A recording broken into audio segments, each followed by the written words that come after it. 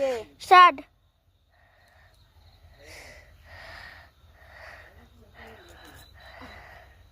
তো hello guys, তোমরা কেমন আছো? আশা করি সবাই ভালো আছো। আমিও খুব খুব ভালো আছি।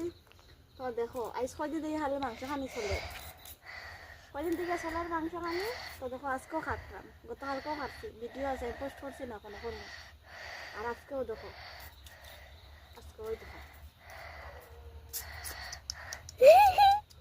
মুরগির আছের। তো দেখো লোকাল মুরগি খারা খারা খাইতে ভালো খাওয়া, আমার কমেন্ট করে জানাই অবশ্যই। আর দেখো মুরগি খাতে আমি খুব ভালো খাই, এটার লাগিয়া